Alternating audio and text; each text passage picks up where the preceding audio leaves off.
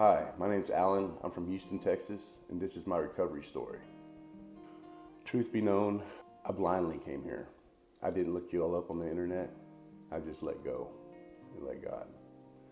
Y'all said y'all send an Uber for me, and I said, let's go. And then on the way here, I looked y'all up on the internet. I was like, oh, thank God.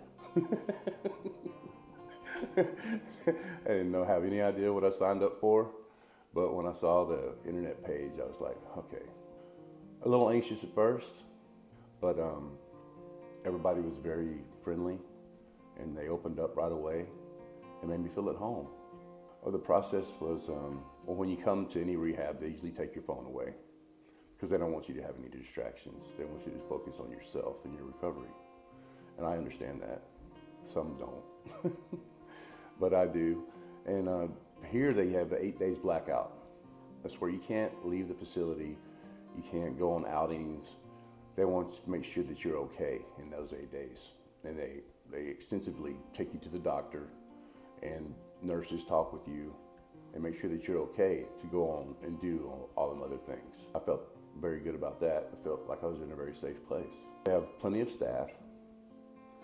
If you're feeling a certain kind of way, you can always go to the nurse station and tell them, look, I'm feeling this way.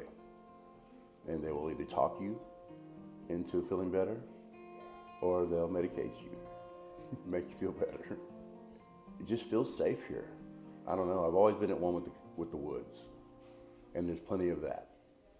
And so whenever I look out the window and I see that lake, and I see all them trees, I lost my mother 2 years ago. It feels like my mom's here. When you're out in nature, you're back to your core. In addiction, you lose yourself. And when you start to get sober, it's like finding out who you are. And I think nature is the best place to get back to your core and learn who you are again. In my addiction, I was a psychopathic narcissist. I've read the definitions, and in my addiction, that's exactly what I was. Me and that guy are no way alike. My wife, she stuck with me through all the bad, and she loves this guy. She loves this guy here. She loved the other guy too, because she loved him, and she knew that wasn't me. She knew the real me was in there, just fighting to get out. I started using drugs when I was 12 years old, and I've learned through classes and stuff that your frontal lobe doesn't get a chance to develop. And so now I'm a 52-year-old, 12-year-old. I always felt that I was addicted because I've been a slave to one drug or another all my life.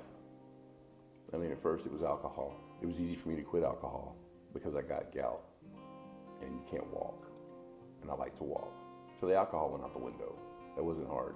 But everything else, I've been through the opiate addiction, gotten off of that by myself, the hard way on the bathroom floor. Meth was my drug of choice for the last 25 years, and cocaine too. I'm a musician, and I've been playing actively in bars for 30 years, non-stop, and I was always the yes man. Hey Al, you want to smoke a joint? Yes. Hey Al, you want whatever it was? Yes. And that's really what I'm really trying to work on here, is being the, no, I'm good, man, Al. You know what I'm saying? I'm never going to say yes again.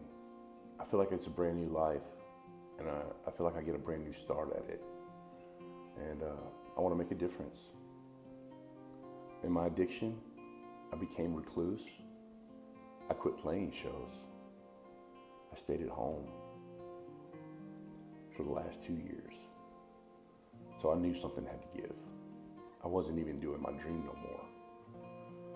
And I don't know, one day I just woke up. I was homeless. I was staying in a friend's shed with no water, no electricity. And something just clicked in my head. I said, what are you doing? What are you doing? You're not even doing your dream no more. You don't even have a dream anymore. And then my wife called and said she found us a rehab. I said, let's go. I didn't have to think about it. I didn't care where it was, but I was done. I have trauma from a young childhood, where things that weren't always rosy, and I mainly started using drugs to forget those things. But the soberer that I get, and the longer I have sobriety under my belt, all I did was put those things on a shelf and put a wall in front of them. They're still there because now they're crawling back out. And mainly that's why I'm here, is to get some tools and learn how to deal with that grief or regret or guilt in a positive way, not a self-destructive way, which I've been taught my whole life how to do. If you got a broken heart, go get a bottle of Jack Daniels. I mean, every song in the world says that. And when we're taught from a very young age that drugs kill you, but when you're sad, they're okay. It's crazy. But yeah, I'm trying to unprogram that thought process. And they're really helping me do that here. I don't exactly know what it's called, but I know there's a grieving process in grief. They have the denial, the anger, and all this other things. And I've felt all them things. I've felt all them ways. But they teach you it's okay to cry. They encourage it, actually. My first 2 weeks of detox and being sober for the first time in, 40 years, truly. People's stories, listening to people in group. I was a crying machine. I could not stop. And I was starting to feel weird about it. And I went and talked to my counselor, and she told me that it's normal. And the nurses told me it was normal too. That when you start to feel again, the tears start flowing. And that's what I was just numb. I was numbing something. Just refused to have any feelings. I'm learning that feelings are a good thing. You just need to know how to deal with them in a productive way. Even bad feelings, even sad, angry feelings can be turned into something good.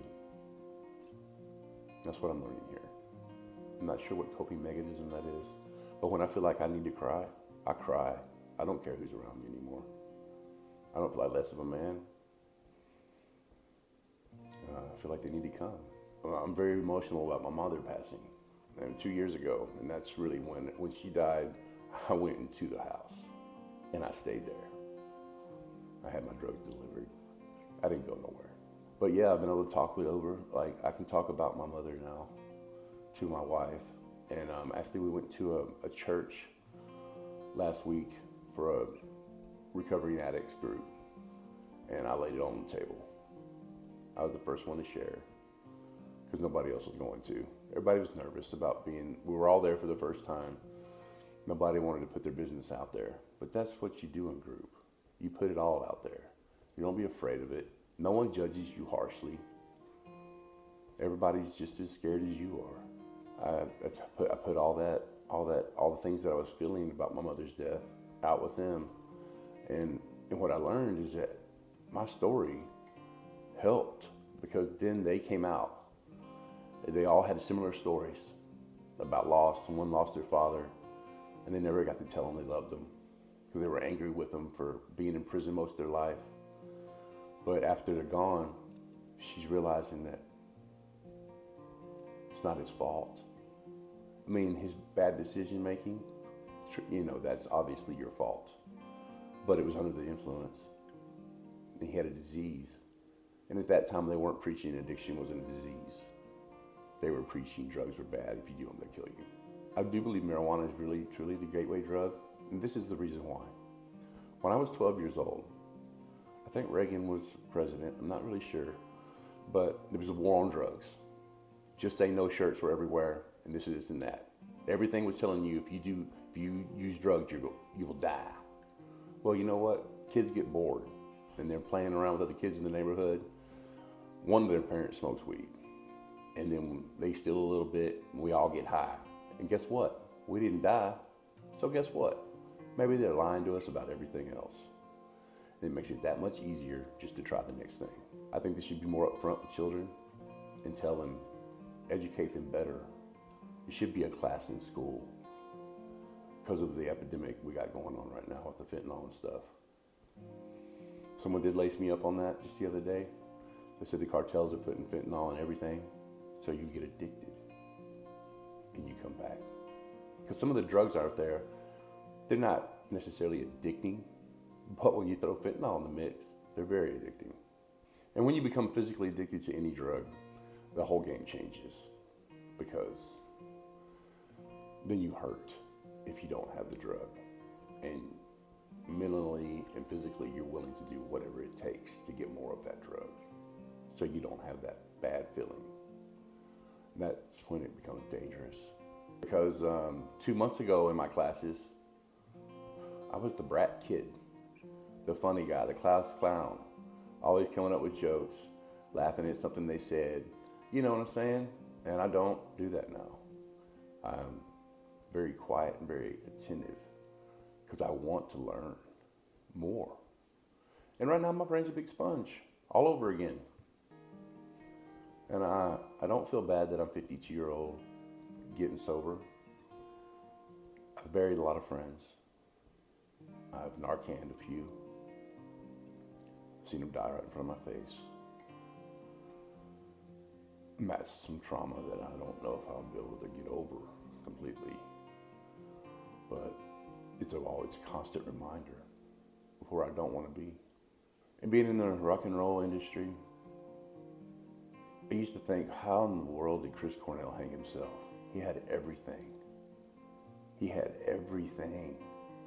He had those humongous crowds that just was eating him up. But in my addiction, I know what it feels like to be in a room surrounded by people and still feel really alone. I completely understand why he did what he did. And I truth be known, I almost followed him. I've stood on that chair with that noose around my neck.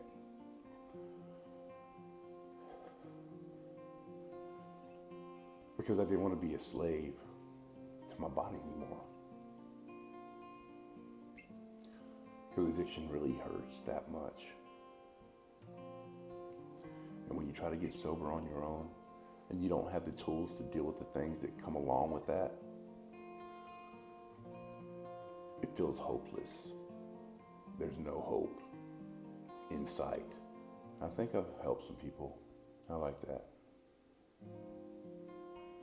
I think the therapists have the best job in the world, especially at these 30-day centers, because like at the detox, they get to see you at your worst and they see your progression. But this is all within 30 days. This happens really quick when you start to get sober, how fast your brain, we're very resilient, and we do bounce back quickly.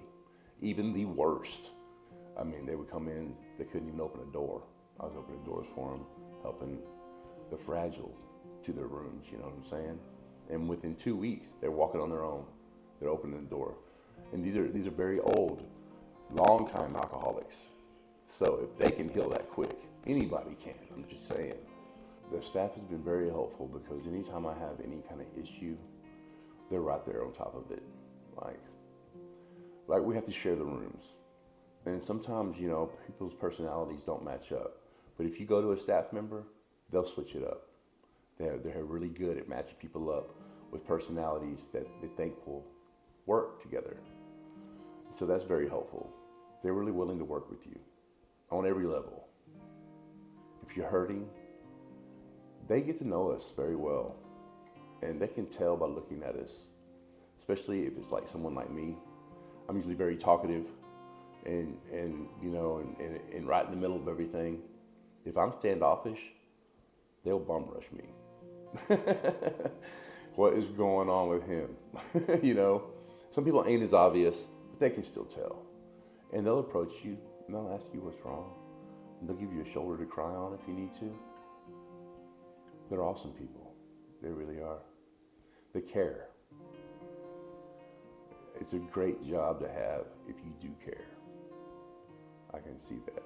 My therapist, she's awesome. She's very bubbly, and we have groups every day. And she always comes in just full of energy and, you know, with a big smile on her face. She's like one of the happiest people I've ever met in my life. She's like always happy. And that is contagious. The energy. Her energy and her happiness. I've seen the whole room. Sometimes we're just groggy, groggy. We had a long day the day before, whatever it was. And it gives us energy and it wakes us up. It makes us be more attentive and willing to share.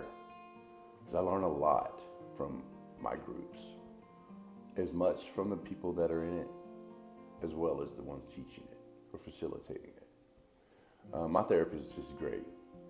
She gave me some worksheets on grief and trauma, and truthfully, I had a hard time filling them out. But I knew it was a process I needed to deal with, because I feel like those things are holding me back from becoming the person that I really want to be. And so I did them, and it was like, it's kind of like letting go and letting God. But when you do the trauma sheets and all the other things like that, you get to not forget these things, because they are who make us who we are. The things we go through in life make us who we are. But close that chapter, so you don't have to feel hurt no more or sadness, and you can think about that experience. It was a smile, like my mom dying, for one thing. I closed the chapter, and when I think of my mother, I think about nature and wild animals, because she was a natural wildlife preserver, and there's no more hurt there. It's love. It's love. My therapist has helped me do that. I didn't think anybody could do that. I was clueless. That's why I chose drugs and whatever else I was doing, so I wouldn't have to feel those, because I didn't know what to do with them. I didn't know what to do with it. And every time they come up, when I was on methamphetamines, I'd go crazy. And I'd destroy things in myself in the process. I cannot believe my wife stuck with me, but she did. And she got to see the worst Alan. She gets all the good Alan she wants. And I've never heard of anybody getting sober and their life being worse. Never. Not one story have I heard that. I heard when they go back, if they relapse, it's twice as bad. I can understand that. But I've never heard anybody's story say, this is my sober date and my life got worse after that. Not one person. That speaks volumes. I noticed it too. I noticed it with only having 60 days sober, my brain has recovered a lot. I remember people. I know all 50 names of the people here now. 2 years ago, I could meet you and 5 minutes later forget you. It's like night and day. It really is. I'm going to share my story. I'm going to travel churches and do that. I plan on doing like a church tour. I'm going to book it in advance, and I'm just going to travel church to church to church, giving my story, or AA meetings or NA meetings also while I'm doing that, and just tell people that there's hope, that if therapy and recovery could fix me, it could fix anybody. And I mean that, because I came in bucking. I was fighting it all together pretty much. Pretty set in my ways, but I had enough brain to realize where it led me again. Because I've taken this road of addiction, it always ends in the same place, just like the poster says. Jail, institutions, or death. It's the truth. That is no bigger truth in this world on a poster but that. Because they've always ended in the same place. Twice it was jail. I was rescued, not arrested. I would have been dead. But what I noticed almost immediately is that drugs and alcohol and anything like that you're addicted to cloud the way you think. It makes you rebellious. It makes you think there's nothing wrong with me, there's something wrong with them. But that goes away with sobriety. It changes the chemical balance in your body changes. Your brain, you see things a different way. And that's why I think it's probably a great job for the people that only have the 30-day detox, because they get to see that light come on in everyone, because it does. It comes on in everyone. And it's like a flip of a switch. Some people it takes 7 days, some people it takes 3 weeks. But you notice it when you see it come on. Their whole face changes. Their demeanor, the way they talk to people, it just changes. And when you realize that, I came willingly after that. I was willing to go the whole way. I was dying. And contemplated suicide. I wasn't even doing what I loved to do anymore. Joy was gone. I wasn't ready to die. Now I want to get way better, and I want to give back, and I want to spread hope. I want to tell people that are dying like I was that there is hope. You will find joy again. There's a reason to live. Don't give up. You do have a choice. It's a personal choice. Quit controlling everything in your life. Because if you look at your addiction, everything you thought you were in control of, you really weren't. You were letting that addiction control everything. And so for me, to let go and let my facilitators and my peers around me kind of like guide me along wasn't that hard. Because I learned quickly in 2 weeks that whatever direction they were leading me was way better than the road that I was on. And it felt so much better. And you know, we all have that gut feeling. When something doesn't feel right, then it's not right. I have not had this doesn't feel right feelings in any part of this. It's all some of it felt difficult and having anxiety about some things, but it always felt right. And it always felt better after doing whatever it was. The pamphlet on trauma and writing a letter to your old self, telling that person goodbye and why you're saying goodbye. It was very effective. Life is so much better when you feel it. It makes you feel human again. You feel like a real person. And being in a group of peers that are on whatever they were on and now being sober, you learn so much. My peers really helped me through a lot of things. And I never knew that just sharing my story could actually help somebody. I didn't see how that was even effective. But from hearing other people's stories, it forces you to do two things. Relate, because their story's not so much different than yours. If you're an addict, you fell into it basically the same way. And it did basically the same thing to our bodies. So you can relate in some form or fashion. In drugs and being addicted to drugs, the lifestyle that goes along with it, we all had it.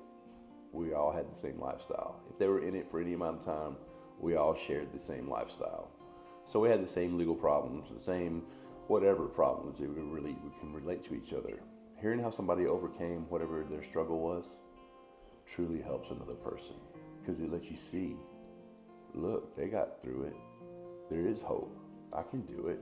It gives you more confidence in yourself. It forced me to deal with some emotions that I didn't want to deal with, but I did it. And since I shut that chapter and said goodbye to my old self with the letter, I feel like I can move on. I can move on, that I'm not held back by the past. I got a pretty dark past. It would be very easily for me to cop out, but I'm just not a quitter. I've never been a quitter. I've always thrived to be the best I can be at whatever it was I was doing. So now I want to be the best at recovery. I want to make a difference. I want people to know that there's hope. And they need to love themselves. You have to love yourself first. To learn to love yourself again. Because in my addiction, I quit playing music. I quit Facebooking. All that. I went away. People didn't know if I was dead or alive. I just want to help people. I just want people to see. I want to tell them what recovery did for me. And I just want them to know that there is a better way. That you're not trapped by that drug or that addiction. You're not trapped. You can walk away from it. You can live. You can be happy. And it's okay to be happy. Make a phone call. Make a phone call. Give it 30 days. If you've given addiction a year, if you've given it 5 years, it's worth it to yourself to give something 30 days to see if it can help you. Just make a phone call. Get into a rehab center. 30 days. Concentrate on yourself. You know you're not healthy. I know you want to be healthy. 30 days is a good investment. You're worth it.